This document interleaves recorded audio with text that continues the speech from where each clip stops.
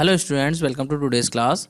तो स्टूडेंट, आज के इस वीडियो में जो है मैं आपके लिए एक और प्रैक्टिस सेट लेके आ गया हूं, जिसमें कि जो हम टर्म 2 का जो आपका एग्जाम होने वाला है कंप्यूटर साइंस का, उससे रिलेटेड कुछ क्वेश्चंस को डिस्कस करेंगे। यहाँ पे जो है एक तरीके का पूरा मैंने सैम्पल पेपर ही डिज़ाइन कर लिया है। देखिए, पहले जो है मैं आपको ऑलरेडी एक सैम्पल पेपर करा चुका हूँ। जो सीबीएसई ने सैम्पल पेपर रिलीज़ करा है उसको मैं आपको ऑलरेडी करा चुका हूँ। तो यहाँ पे जो है दूसरा सैम्पल पेपर है एक तरीके का ये। इसमें जो है आपको कुछ डिफरेंट क्वेश्चन देखने को मिलेंगे। और देखिए, वीडियो को पूरा देखना ध्यान से, जिससे कि सारी चीज़ें आपको समझ में आ सकें। तो चलिए आज की इस वीडियो को स्टार्ट करते हैं और डिस्कस करते हैं पहले क्वेश्चन को। तो देखिए, सबसे पहला क्वेश्चन है, what are the aggregate functions in SQL. मतलब कि एसक्यूएल में जो एग्रीगेट फंक्शंस होती हैं क्या होते हैं। तो आंसर आपके सामने है। आप लोगों को लग रहा होगा कि सर ने आंसर तो पहले ही दिखा दिया। तो यहाँ पे देखिए, आंसर दिखाने से मतलब नहीं है, आप लोगों को जो है चीज़ें समझने से मतलब है। आप अच्छे से चीज़ों को समझिएगा, जिससे कि जो है आपको सारी चीज़ें समझ में आ सके। आंसर तो आपकी बुक में भी लिखे हुए होते हैं, आपके टीचर्स भी बताते होंगे आप लोगों को, लेकिन यहाँ पे जो है आपको समझने की ज़रूरत है सारी चीज़ों को, जिससे कि सारी चीज़ें जो है आपको अच्छे से समझ में आ सके और एग्जाम में जो है क्वेश्चंस को आप अच्छे से अटैम्प्ट कर पाएँ। तो बात करते हैं इस क्वेश्चन की। तो एग्रीगेट फंक्शंस की अगर हम बात करें, तो मैंने आपको बताया था कि एग्रीगेट फंक्शन जो होते हैं वो ऐसे फंक्शन होते हैं जो रिटर्न करते हैं आपके सिंगल वैल्यू। मतलब कि जो ग्रुप ऑफ वैल्यूज़ होती हैं उनसे जो ही आपको रिटर्न करते हैं सिंगल वैल्यू। और इन फंक्शंस को जो है आप क्या बोलते हैं, मल्टीपल रो फंक्शन भी बोलते हैं। देखिए, ये जो है मैं आपको ऑलरेडी पढ़ा चुका हूँ। अगर आप लोगों ने मेरी टर्म 2 की प्लेलिस्ट देखी होगी तो उसमें जो है मैंने आपको सिंगल रो फंक्शंस और मल्टीपल रो फंक्शन दोनों ही पढ़ाए थे। तो सिंपल सी बात है, जो एग्रीगेट फंक्शन होते हैं वो आपको सिंगल वैल्यू रिटर्न करते हैं मल्टीपल वैल्यूज से। मतलब कि कोई कॉलम है उसमें जो मल्टीपल वैल्यूज हैं उन पे जो है इन फंक्शंस को अप्लाई करते हैं और उससे जो है ये फंक्शन क्या करते हैं, एक सिंगल वैल्यू रिटर्न करते हैं। इनके एग्जांपल्स की अगर हम बात करें तो ये जो फंक्शन है ये सारे क्या हैं, आपके मल्टीपल रो फंक्शन हैं, या फिर आप बोल सकते हो इनको एग्रीगेट फंक्शन है। तो आई होप आप लोग को समझ में आ रहा होगा एग्रीगेट फंक्शंस क्या होते हैं। बात कर लेते हैं नेक्स्ट क्वेश्चन की, जिसमें कि पूछी गई है आपसे फुल फॉर्म। सिंपल सी बात है, यहाँ पे जो एचटीटीपी है और एसएमटीपी है इनको एक्सपेंड करने के लिए बोला गया है कि इनकी जो है फुल फॉर्म क्या होगी। तो आप लोगों को ऑलरेडी मैं बता चुका हूँ, जितनी भी फुल फॉर्म है अच्छे से याद कर लेना, क्योंकि फुल फॉर्म जो है वो आपको क्वेश्चन पेपर में जरूर देखने को मिलेंगी, 1 या 2 नंबर में देखने को जरूर मिलेगी। तो यहाँ पे बात कर लेते हैं इन दोनों की फुल फॉर्म की। तो पहले अगर हम बात करें एचटीटीपी की, तो एचटीटीपी की फुल फॉर्म होती है हाइपर टेक्स्ट ट्रांसफर प्रोटोकॉल। और यहाँ पे हम बात करें एसएमटीपी की, तो इसकी फुल फॉर्म होती है सिंपल मेल ट्रांसफर प्रोटोकॉल। दोनों का देखिए मैं आपको वर्क भी बता दे रहा हूँ।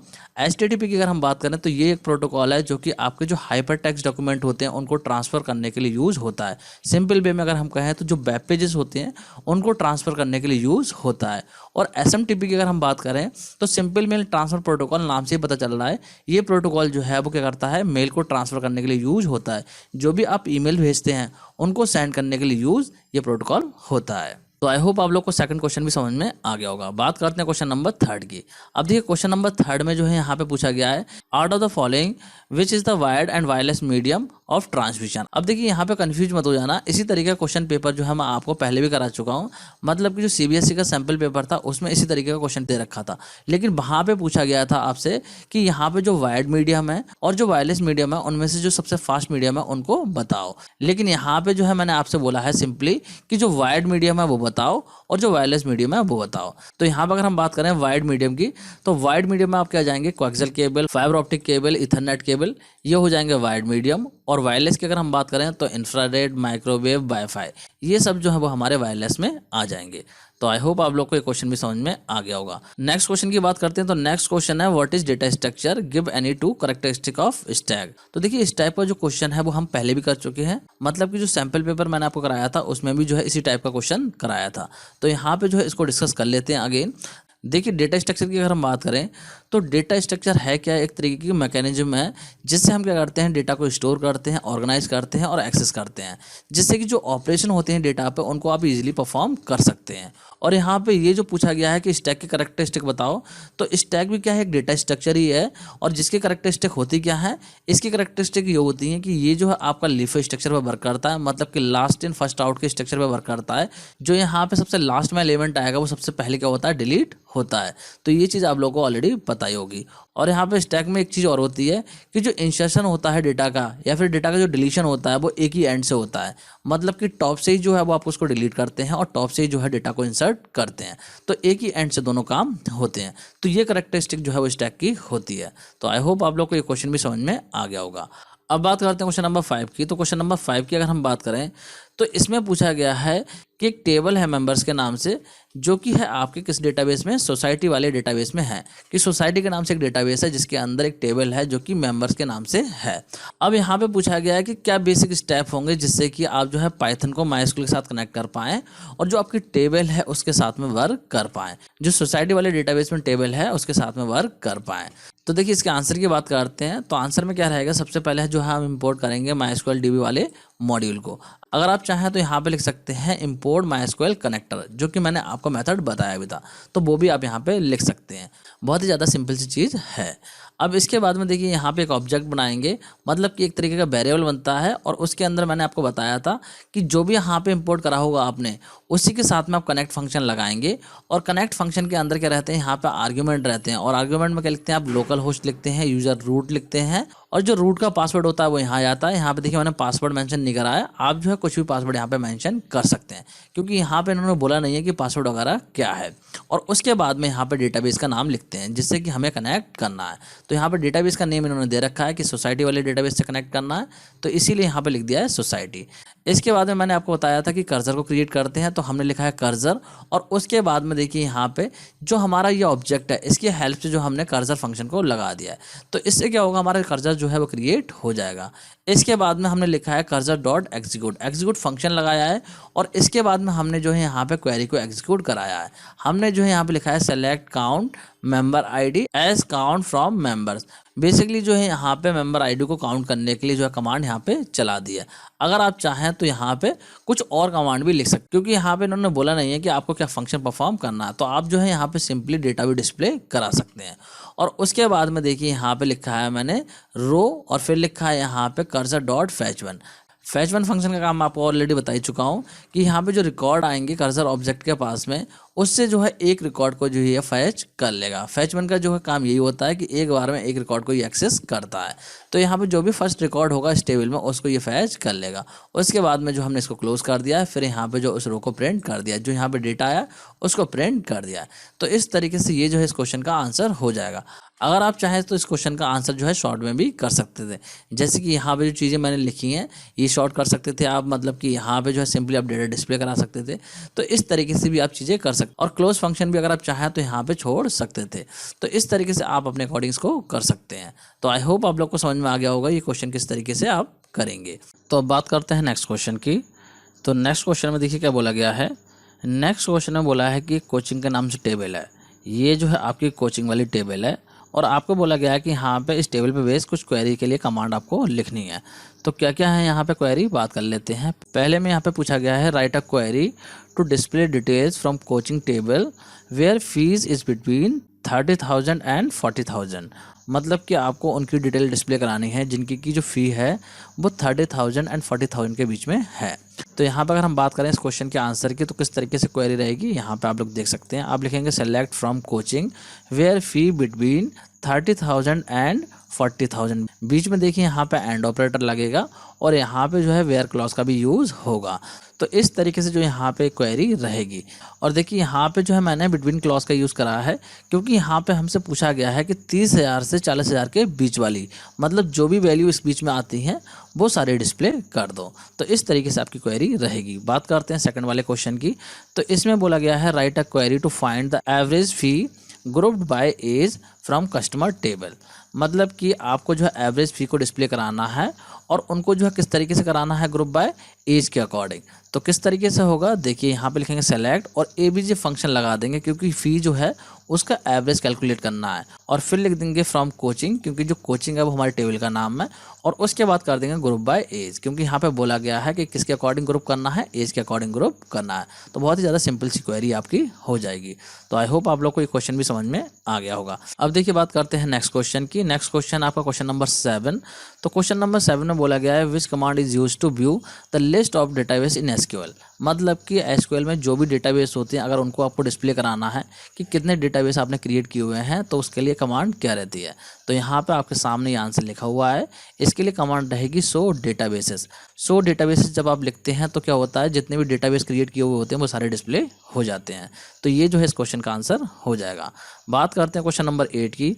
तो क्वेश्चन नंबर 8 में पूछा गया है what is the difference between in and between operator. देखिए बहुत ही सिंपल सी बात है, इन और बिटवीन ऑपरेटर का यूज जो है वो आपको पता होना चाहिए। मैंने जो है इनका यूज आपको समझाया था कि इन ऑपरेटर का यूज क्या होता है और बिटवीन ऑपरेटर का यूज क्या होता है। किसी बच्चे को अगर नहीं पता है तो यहाँ पे समझ लीजिए। तो बिटवीन ऑपरेटर की अगर हम बात करें तो ये जो है एक रेंज में वैल्यूज को सिलेक्ट करता है। जैसे कि इस वाली क्वेरी की अगर हम बात करें, ये जो क्वेरी हमने यहाँ पे लगा रखी है जहाँ पे कि हमने लिखा है फी बिटवीन 30,000 एंड 40,000। तो इसका मतलब ये हुआ कि 30,000 वाले को भी लेगा और यहाँ पे देखिए 30,000 से 40,000 के बीच में जो होंगे उनको भी लेगा और जो 40,000 वाली वैल्यू है उसको भी लेगा। मतलब कि स्टार्टिंग वैल्यू भी लेगा, एंड वाली वैल्यू भी लेगा और उसके बीच में जो भी वैल्यू होंगी उनको भी ये लेगा। तो इस तरीके से जो हमारा बिटवीन ऑपरेटर वर्क करता है। लेकिन यहाँ पे अगर हम बात करें इन ऑपरेटर की, तो इन ऑपरेटर जो है वो क्या करता है, स्पेसिफिक वैल्यू को पिक करने के लिए यूज़ होता है। अगर मैं यहाँ पे लिख दूँ इन, मान लीजिए यहाँ पे इस तरीके से बिटवीन की जगह पे इन लिख दूँ तो सिर्फ 30,000 वाले को डिस्प्ले करेगा और 40,000 वाले को डिस्प्ले करेगा। मतलब कि जो बीच वाली होंगे उनको डिस्प्ले नहीं करेगा। जो वैल्यू यहाँ पे दे रखी होंगी सिर्फ उन्हीं को डिस्प्ले करेगा। तो इस तरीके से जो है आपका इन ऑपरेटर वर्क करता है। आई होप आप लोग को दोनों में डिफरेंस समझ में आ गया होगा कि इन ऑपरेटर का काम क्या होता है और बिटवीन ऑपरेटर का काम क्या होता है। अब बात करते हैं क्वेश्चन नंबर 9 की। तो क्वेश्चन नंबर 9 में देखिए क्या बोला गया है। यहाँ पे बोला गया है कि आपको जो है एम्प्लॉय और डिपार्टमेंट वाली दो टेबल दे रखी हैं जिनको कि आपको ध्यान से देखना है और उस पे बेस यहाँ पे कुछ क्वेश्चंस दे रखे हैं। तो दोनों टेबल्स की अगर हम बात करें तो एम्प्लॉय वाली टेबल ये है, डिपार्टमेंट वाली टेबल ये है। तो इस पे बेस पहले क्वेश्चन की अगर हम बात करें तो पहले क्वेश्चन में पूछा गया है what is the degree of the table employ. मतलब कि जो एम्प्लॉय वाली टेबल है इसकी डिग्री क्या होगी। और साथ ही साथ यहाँ पे पूछा गया है what is the cardinality of the table department. मतलब कि जो एम्प्लॉय वाली है इसकी तो डिग्री पूछी गई है और डिपार्टमेंट वाले की पूछी गई है आपसे कार्डिनलिटी। तो बहुत ही सिंपल सी बात है। डिग्री की अगर हम बात करें एम्प्लॉय वाले की तो इसकी हो जाएगी 4 और कार्डिनलिटी की अगर हम बात कर रहे हैं डिपार्टमेंट वाले टेबल की तो इसका हो जाएगा आंसर 3। क्यों होगा, देखिए अगर हम डिग्री की बात करें तो डिग्री का मतलब होता है नंबर ऑफ कॉलम। मतलब कि यहाँ पे देखिए 1 2 3 4 कॉलम है तो इसीलिए इसकी डिग्री हो जाएगी 4। और यहाँ पे कार्डिनलिटी की अगर हम बात करें तो कार्डिनलिटी का मतलब होता है रोज से, मतलब नंबर ऑफ रोज कितनी है। तो नंबर ऑफ रोज की अगर हम बात करें तो 1 2 3 मतलब कि 3 रो है यहाँ पे तो इसीलिए इसकी कार्डिनलिटी जो है वो 3 हो जाएगी। तो सिंपल सी बात है। और एक चीज़ ध्यान रखिए, जो रो काउंट करते हैं तो उसमें जो हेडर वाली रो होती है, जो ऊपर वाली रो होती है उसको आप काउंट नहीं करते हैं। तो आई होप आप लोग को इस क्वेश्चन का आंसर भी समझ में आ गया होगा। अब इसी पे बेस देखिए सेकंड क्वेश्चन दे रखा है which field should be made the primary की इन द टेबल एम्प्लॉय। मतलब कि जो टेबल है आपकी एम्प्लॉय वाली, इसमें कौन सा ऐसा फील्ड है जिसपे कि आप प्राइमरी की सेट कर सकते हैं। तो यहाँ पे अगर हम बात करें इसके आंसर की तो सिंपल सी बात है, जो ई नंबर वाला कॉलम है वो आपका एज अ प्राइमरी की सेट किया जा सकता है। क्योंकि प्राइमरी की जो है हम ऐसे ही फील्ड पे सेट करते हैं जो कि होल्ड कर रहा हो यूनिक वैल्यूज़ को। तो यहाँ पर अगर हम बात करें तो ई नंबर एक ऐसा कॉलम है जहाँ पे कि जो वैल्यू होंगी वो यूनिक आएंगी। क्योंकि जो ई नंबर होगा वो सभी एम्प्लॉय का अलग अलग होगा। नेम देखिए 2 एम्प्लॉय के सेम हो सकते हैं, डेट ऑफ ज्वाइनिंग 2 एम्प्लॉय की सेम हो सकती है और यहाँ पे देखिए डी नंबर भी सेम हो सकता है। मतलब कि डिपार्टमेंट नंबर जो है वो भी 2 एम्प्लॉय का सेम हो सकता है। लेकिन यहाँ पे जो एम्प्लॉय नंबर होगा वो सभी का अलग होगा। तो इसीलिए इसी फील्ड पे जो हम क्या करेंगे, प्राइमरी की को सेट करेंगे। वही चीज़ मैंने यहाँ पे एक्सप्लेनेशन में लिख दी है, क्योंकि यहाँ पे बोला गया है कि अपने आंसर को जस्टिफाई भी करो कि वो जो फील्ड है वो क्यों आपका एज अ प्राइमरी की सेट होगा। तो आई होप आप लोग को ये क्वेश्चन भी समझ में आ गया होगा। अब देखिए यहाँ पे और करके भी एक क्वेश्चन दे रखा है, उसका आंसर देखिए मैंने यहाँ पे ऊपर लिख दिया है। लेकिन क्वेश्चन की अगर हम बात करें तो क्वेश्चन आपका ये रहा।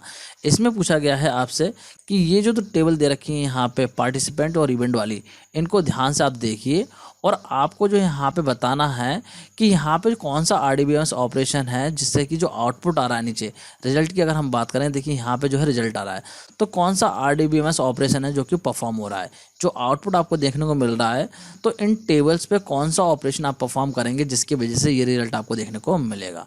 तो यहाँ पर अगर हम बात करें, हम जो है इसके लिए परफॉर्म करेंगे कार्टेशियन प्रोडक्ट। कार्टेशियन प्रोडक्ट के बारे में मैंने आपको बताया था कि कार्टेशियन प्रोडक्ट अगर आप अप्लाई करते हैं तो जो पॉसिबल कॉम्बिनेशंस होते हैं वो आपको देखने को मिल जाते हैं।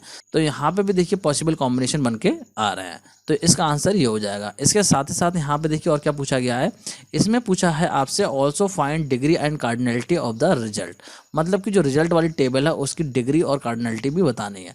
तो यहाँ पर अगर हम बात करें इसकी डिग्री की, तो डिग्री का बहुत सिंपल सा मतलब मैंने बता दिया, नंबर ऑफ कॉलम 1 2 3 4 4 कॉलम है तो डिग्री तो आपकी 4 हो जाएगी।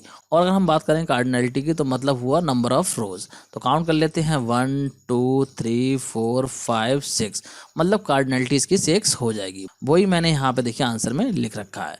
तो आई होप आप लोग को ये क्वेश्चन भी समझ में आ गया होगा। अब बात करते हैं सेक्शन बी की। तो सेक्शन बी जो है स्टार्ट हुआ हमारा 10th क्वेश्चन से। यहाँ पे पहला क्वेश्चन दे रखा है, इसमें बोला गया है write a function in Python and do pop to add a new number and delete a number from a list of numbers considering them to act as a push and pop operation of the stack data structure।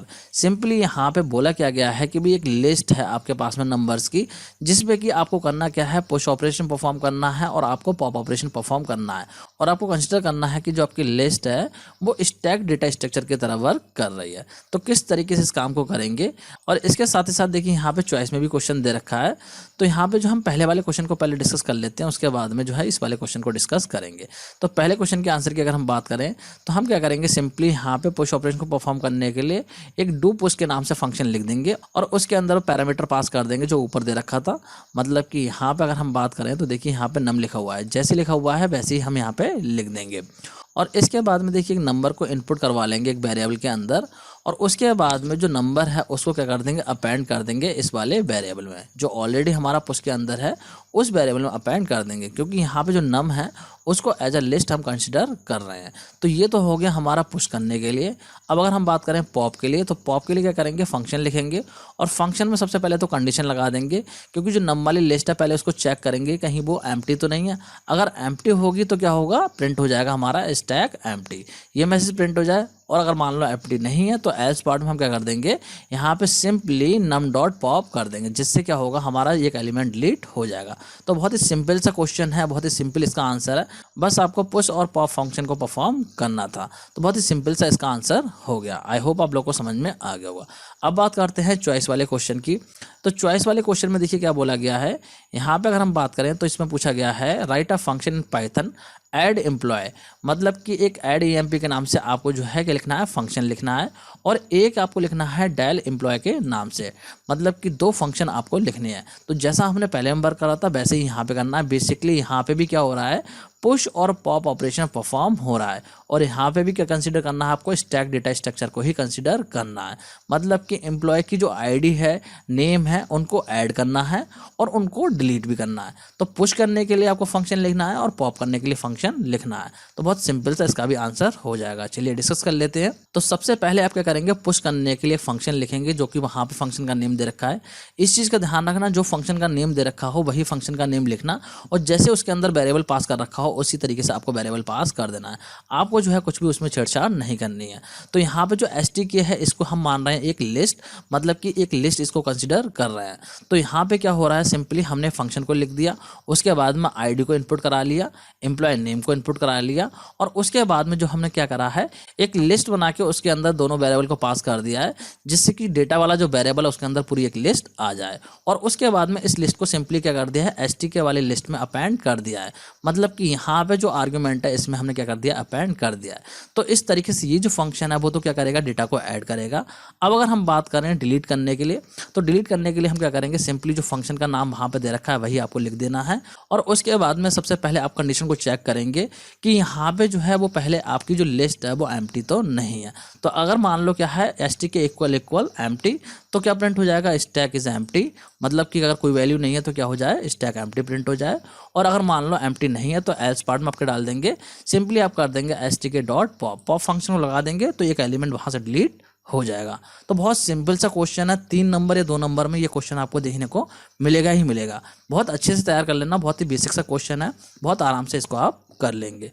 तो I hope आप लोग को ये question भी समझ में आ गया होगा। अब बात करते हैं नेक्स्ट क्वेश्चन की। तो नेक्स्ट क्वेश्चन में देखिए क्या पूछा गया है, इसमें पूछा गया है a table item has been created in database with the following fields. मतलब कि ये फील्ड ना उस टेबल के अंदर एक तो आइटम कोड के नाम से है, आइटम नेम के नाम से है, क्वांटिटी के नाम से है, प्राइस के नाम से है। तो ये फील्ड जो है उस टेबल के अंदर ऑलरेडी क्रिएट किए हुए हैं। अब यहाँ पे आपसे बोला गया है कि आपको SQL कमांड लिखनी है जिससे आप क्या कर सकें, एक न्यू फील्ड को ऐड कर सकें। और फील्ड का नाम क्या है, डिस्काउंट है, और उसका डेटा टाइप भी यहाँ दे रखा है। क्या डेटा टाइप रहेगा उसका, इंटीजर रहेगा। मतलब कि जो टेबल आइटम वाली उसमें जो है आपको एक न्यू फील्ड ऐड करना है जिसका नेम है डिस्काउंट और उसका डेटा टाइप क्या है इंटीजर। तो इतने से काम को करने के लिए आपको क्या करना है, बस कमांड को लिखना है। तो बहुत सिंपल सी कमांड हो जाएगी। क्या करेंगे हम, क्योंकि हमारी टेबल ऑलरेडी बनी हुई है उसी में हम मॉडिफिकेशन कर रहे हैं, तो मैंने आपको बताया था मॉडिफिकेशन के लिए आप क्या करते हैं, अल्टर स्टेटमेंट का यूज करते हैं। तो आप लिखेंगे अल्टर टेबल और कौन सी टेबल को आप अल्टर कर रहे हैं, आइटम वाली टेबल को। उस टेबल का नाम आ जाएगा और उसके बाद में उस कॉलम का नेम आ जाएगा जिसको कि आप ऐड करना चाहते हैं। तो आप लिखेंगे ऐड एक कीवर्ड है जिसको कि हम लगाते हैं जब हमें कोई न्यू कॉलम ऐड करना होता है। तो यहाँ पे ऐड लिख देंगे, फिर लिखेंगे कॉलम का नाम और उसके बाद में उसका डेटा टाइप दे देंगे। तो इस तरीके से क्या होगा, जो न्यू कॉलम होगा डिस्काउंट के नाम से वो आपका ऐड हो जाएगा और उसका डेटा टाइप क्या रहेगा, इंट रहेगा। तो 1 नंबर का क्वेश्चन है, बहुत ही सिंपल सा क्वेश्चन है। आई होप आप लोग को समझ में आ गया होगा। बात करते हैं क्वेश्चन नंबर 12 की। तो क्वेश्चन नंबर 12 में बोला गया है कि यहाँ पे जो कमांड दे रखी है इनमें से आपको बताना है कि कौन सी कमांड जो है वो DDL है, कौन सी कमांड DML है। तो सिंपल सी अगर हम बात करें, ये सारी कमांड दे रखी हैं, इनमें अगर हम बात करें DDL कमांड की तो ड्रॉप टेबल, अल्टर टेबल, ये तो है हमारी DDL कमांड। और DML कमांड की अगर हम बात करें तो इंसर्ट इनटू, अपडेट, सेट, ये जो हमारी DML कमांड हो जाएंगी। तो आई होप आप लोग को ये चीज़ भी क्लियर होगी कि कौन कौन सी DDL कमांड होती है, कौन कौन सी आपकी DML कमांड होती है। अगर किसी को कन्फ्यूजन है तो जो प्लेलिस्ट मैंने बना रखी है उसको आप जरूर देख लें। अब बात करते हैं नेक्स्ट क्वेश्चन की। तो नेक्स्ट क्वेश्चन की अगर हम बात करें तो यहाँ पे बोला गया है कि सोहित जो है उसने एक डेटाबेस क्रिएट करा है MySQL में जिसका नेम है स्कूल। इस नेम से जो है उसने डेटाबेस क्रिएट किया हुआ है। अब यहाँ पे बोलना है कि उसे जो है स्टूडेंट की टेबल क्रिएट करनी है जिसका कि यहाँ पे कुछ स्ट्रक्चर दे रखा है। क्या स्ट्रक्चर है, यहाँ पे आप लोग देख सकते हैं टेबल का स्ट्रक्चर ये रहा। तो सिंपल सी बात है, इस स्ट्रक्चर को क्रिएट करने के लिए आपसे बोला गया है कि यहाँ पे जो आप कमांड लिखो कि क्या कमांड होंगी जिससे कि ये टेबल का स्ट्रक्चर फॉर्म होगा। देखिए यहाँ पे एक चीज़ ध्यान रखिए, यहाँ पे जो है आपसे डेटा डालने के लिए नहीं बोला गया है, आपसे जो है सिंपली बोला गया है यहाँ पे टेबल को क्रिएट करने के लिए। तो इसीलिए उतना ही काम करें जितना आपसे बोला जा रहा है। अगर आप चाहें तो डेटा डाल सकते हैं, ऐसी कोई प्रॉब्लम वाली बात नहीं है। अगर डाल देंगे डेटा तो आपके नंबर नहीं कटेंगे, लेकिन फिर भी अपना टाइम बचाने के लिए आपको जो है खाली क्या करना है, टेबल का स्ट्रक्चर जो है वो यहाँ पे फॉर्म करना है। तो किस तरीके से करेंगे, सिंपली यहाँ पे जो है आप क्या करेंगे, क्रिएट टेबल और टेबल का नाम लिख देंगे। जो भी टेबल का नाम यहाँ पे दे रखा हुआ वो टेबल का नाम लिख देंगे। मैंने यहाँ पे देखिए एज डिटेल लिख लिया है। यहाँ पे जो टेबल का नाम दे रखा है वो स्टूडेंट दे रखा है, तो आपको यहाँ पे स्टूडेंट कर लेना है। जो भी टेबल का नाम आपसे बोला जा रहा है वही आपको कर लेना है। उसके बाद में यहाँ पे जो पहला फील्ड है वो रोल नंबर है, तो रोल नंबर लिख देंगे। दूसरा फील्ड आपका SID है यहाँ पे, तो यहाँ पे दूसरा फील्ड SID लिख देंगे। थर्ड फील्ड आपका स्टूडेंट नेम, तो यहाँ पे स्टूडेंट नेम लिख दिया है। और फोर्थ फील्ड है यहाँ पे DOB, तो यहाँ पे DOB लिख देंगे। और देखिए यहाँ पे फील्ड के अकॉर्डिंग आपको जो है डेटा टाइप पता चल जाएगा कि रोल नंबर जो है इसमें आप क्या कर सकते हैं, आप जो है इंटीजर वैल्यू रख सकते हैं। अगर आप चाहें तो यहाँ पे कैर भी कर सकते हैं, कोई प्रॉब्लम नहीं है।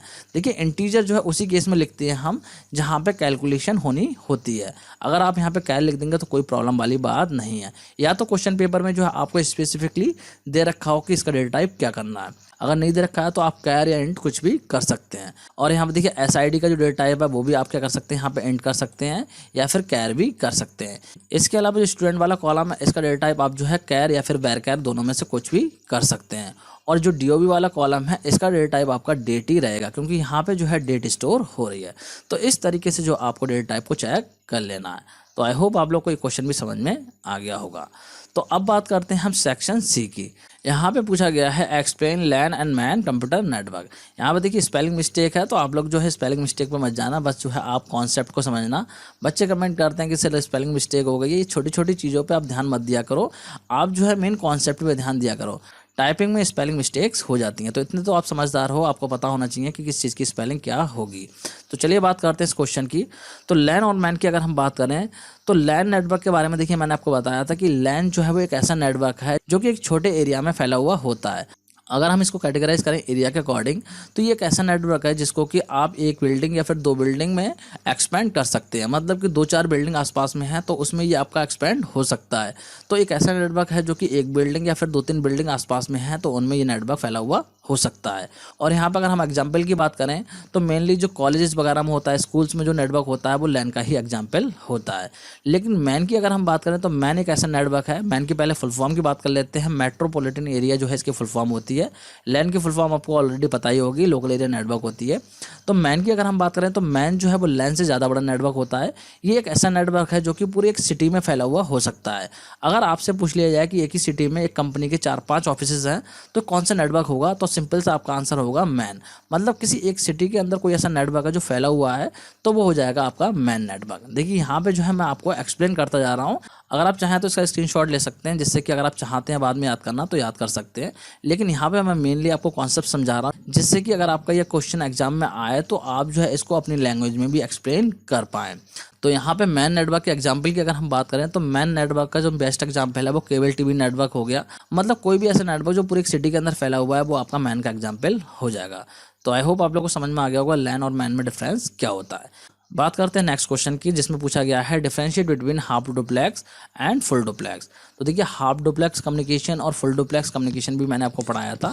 नेटवर्किंग वाली जो यूनिट है, जो नेटवर्किंग वाला चैप्टर मैंने आपको कराया था, उसमें जो है बहुत ही ज़्यादा डिटेल में मैंने आपको एक्सप्लेन करा था। तो इसके बारे में भी उन बच्चों को बहुत अच्छे से पता होगा जिन्होंने मेरे वीडियोस देख रखे हैं। अगर किसी को नहीं पता है तो यहाँ पे समझ लीजिए। देखिए हाफ डुप्लेक्स की अगर हम बात करें तो हाफ डुप्लेक्स जो है वो ऐसा कम्युनिकेशन होता है जहाँ पे कि जो दोनों डिवाइस होती हैं वो डेटा को सेंड भी कर सकती हैं और रिसीव भी कर सकती हैं। मतलब जो कम्युनिकेशन होगा वो कैसा होगा, बाय डायरेक्शनल होगा। मतलब दोनों डायरेक्शन में जो है वो आपका कम्युनिकेशन होगा। लेकिन यहाँ पे एक चीज़ रहती है कि एक टाइम पे एक ही काम हो सकता है। मतलब कोई भी डिवाइस एक टाइम पे या तो डेटा रिसीव करेगी या फिर डेटा को सेंड करेगी। जैसे कि अगर मैं बात करूँ, यहाँ पे मान लीजिए कंप्यूटर है और यहाँ पे मान लीजिए कंप्यूटर है, ये दो कंप्यूटर्स हैं या कोई डिवाइस है मान लीजिए। तो कम्युनिकेशन करना है तो क्या होगा, अगर ये कंप्यूटर इसको डेटा सेंड कर रहा है तो जो दूसरा वाला कंप्यूटर है वो इस वाले कंप्यूटर को उसी टाइम पे डेटा सेंड नहीं कर सकता। ये क्या करेगा, सिर्फ और सिर्फ उस टाइम पे रिसीव करेगा। लेकिन जब ये सेंड करेगा तो ये वाला कंप्यूटर जो है सेंड नहीं करेगा, ये क्या करेगा, फिर रिसीव करेगा। मतलब एक टाइम पे एक ही काम होगा, या तो डेटा सेंड होगा या फिर रिसीव होगा। जैसे कि नॉर्मली वॉकी टॉकी में होता है। जो वॉकी टॉकी होती हैं आप लोगों ने देखी होंगी, पुलिस वाले के पास होती हैं। तो उसमें जो है इसी तरीके का कम्युनिकेशन होता है। जब एक पर्सन बोल रहा होता है तो दूसरा सुन रहा होता है, और जब दूसरा बोल रहा होता है तो पहले वाला पर्सन जो होता है वो उसको सुन रहा होता है। तो इस टाइप के कम्युनिकेशन को बोलते हैं हाफ डुप्लेक्स। और अगर हम बात करें फुल डुप्लेक्स कम्युनिकेशन की, तो फुल डुप्लेक्स कम्युनिकेशन ऐसा कम्युनिकेशन होता है जो कि दोनों डायरेक्शन में होता है, लेकिन एक ही टाइम पे जो है आप डेटा को सेंड भी कर सकते हैं और रिसीव भी कर सकते हैं। जैसे कि हम फ़ोन पे कॉल करते हैं तो फ़ोन पे क्या करते हैं, दोनों ही पर्सन जो है एक ही टाइम में बात कर पाते हैं। जैसे उधर से कोई पर्सन बात कर रहा होता है तो उसी टाइम पे हम भी बोल सकते हैं। ऐसा नहीं है कि उस टाइम पे जो पर्सन बोल रहा है तो हम खाली सुनेंगे ही। मतलब दोनों ही साइड से जो है एक ही टाइम में डेटा को सेंड और रिसीव किया जा सकता है। तो इस टाइप का जो कम्युनिकेशन होता है उसे बोलते हैं हम full duplex communication. I hope आप लोग को समझ में आ गया होगा। बात करते हैं क्वेश्चन नंबर 16 की। तो क्वेश्चन नंबर 16 जो है वो देखिए आपका कुछ केस स्टडी बेस्ड क्वेश्चन है। यहाँ पे इस क्वेश्चन में बोला गया है कि वेल मेडिकल सेंटर जो है वो सेटअप कर रहा है न्यू सेंटर दुबई में, और उसकी जो है 4 बिल्डिंग है, और 4 बिल्डिंग का यहाँ पे देखिए नीचे डायग्राम भी दे रखा है। यहाँ पे आप लोग देख सकते हैं इस तरीके से 4 बिल्डिंग्स हैं, इनका ये डायग्राम दे रखा है। अब यहाँ पे बोला गया है कि आपको जो है इस पे बेस्ड जो क्वेश्चन है उनके आंसर करने हैं। तो कौन कौन से क्वेश्चन है, पहले क्वेश्चन की अगर हम बात करें तो इसमें बोला है suggest the type of network establish between the building. मतलब किस टाइप का नेटवर्क जो है वो यहाँ पे एस्टैब्लिश होगा। यहाँ पे आप लोग देख सकते हैं इस तरीके से ये 4 बिल्डिंग्स हैं। और इसके अलावा अगर हम बात करें तो यहाँ पे देखिए नंबर ऑफ कंप्यूटर्स भी दे रखे हैं कि किस बिल्डिंग में कितने नंबर ऑफ कंप्यूटर लगे हुए हैं, और किस बिल्डिंग से किस बिल्डिंग का कितना डिस्टेंस है वो भी यहाँ पे दे रखा है। ये सारी चीज़ें आपको क्वेश्चन पेपर में ही मिलेंगी। अब अगर मैं बात करूँ यहाँ पे नेटवर्क के टाइप की, तो यहाँ पे इसका आंसर हो जाएगा लैन नेटवर्क। यहाँ पे जो हमारा टाइप होगा नेटवर्क का वो लैन होगा। क्यों होगा, क्योंकि देखिए एक ही जगह पे हैं चारों बिल्डिंग। ऐसा नहीं है कि यहाँ पे बोला गया है कि जो बिल्डिंग्स हैं वो अलग अलग हैं दुबई में, ये एक ही जगह पे हैं 4 बिल्डिंग। तो एक ही जगह के लिए अभी मैंने आपको बताया था कि अगर आपके स्मॉल एरिया में एक ही जगह पे 2-4 बिल्डिंग है तो वहाँ पे जो नेटवर्क होता है वो हमारा कैसा नेटवर्क होता है, लोकल एरिया नेटवर्क होता है। तो पहले क्वेश्चन का आंसर हो जाएगा लोकल एरिया नेटवर्क। बात करते हैं सेकंड क्वेश्चन की।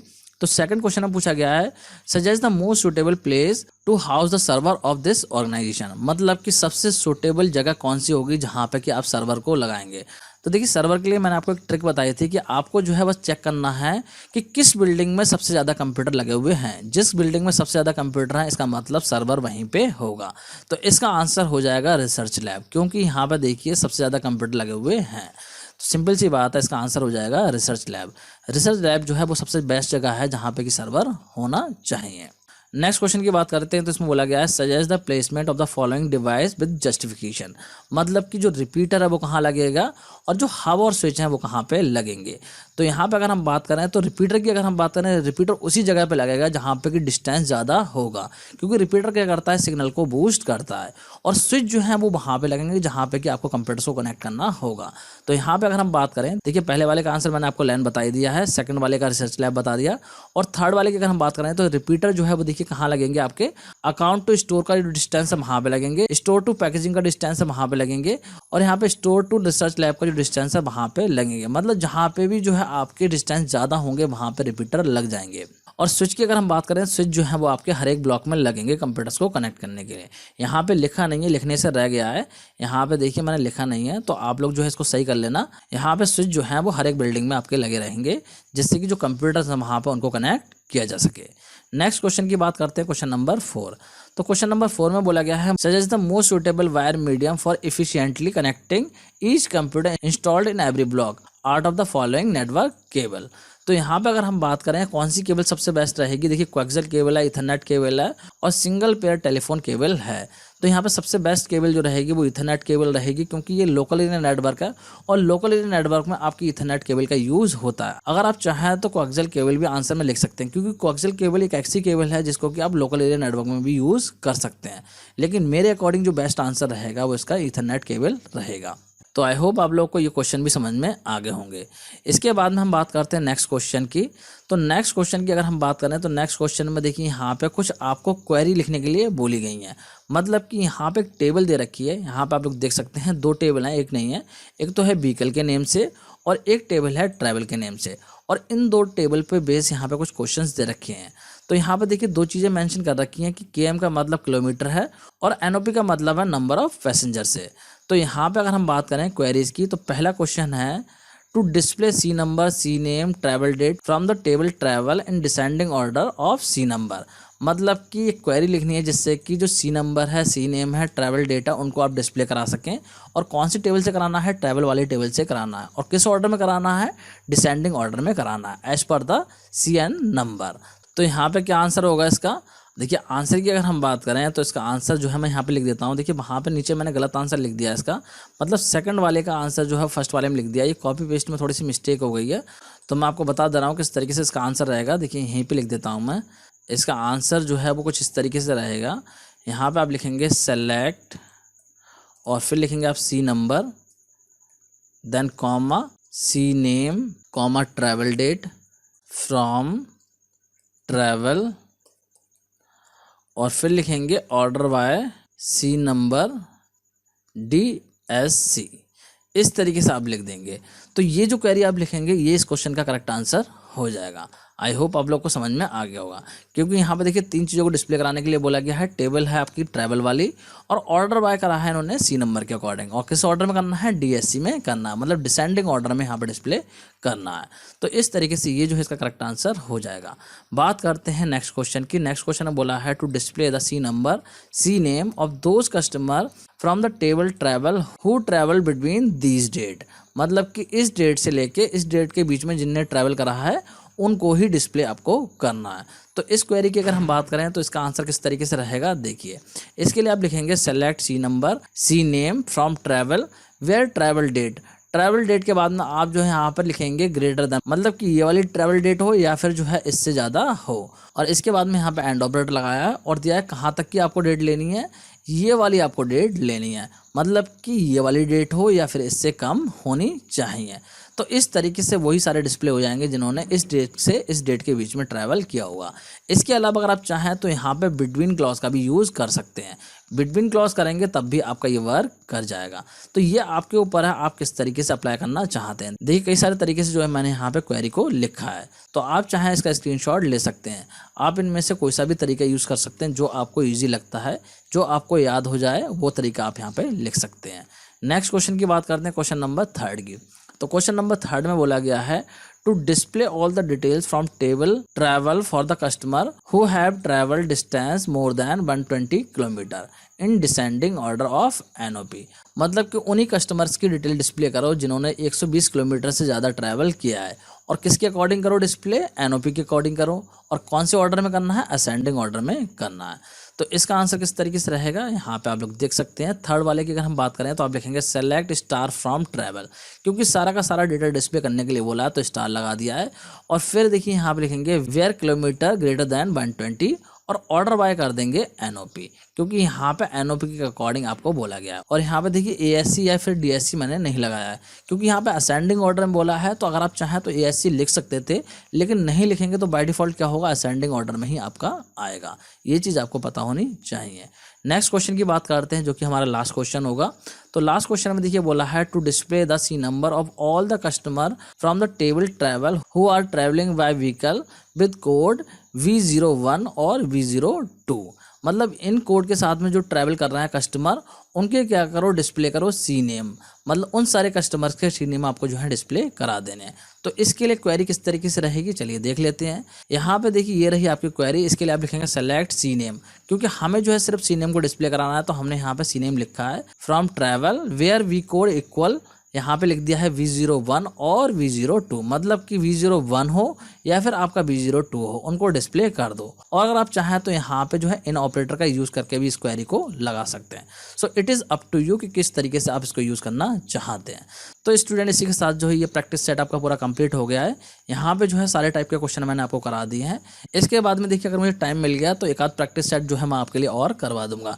आप जो है पूरी प्लेलिस्ट को ध्यान से देख लीजिएगा। अगर प्लेलिस्ट को ध्यान से देख लेते हैं तो आपका कोई भी क्वेश्चन नहीं बचेगा। मुझे टाइम मिलेगा तो मैं आपके लिए एक और प्रैक्टिस सेट लेके आ जाऊँगा। तो स्टूडेंट आज के इस वीडियो में इतना ही। Thanks for watching.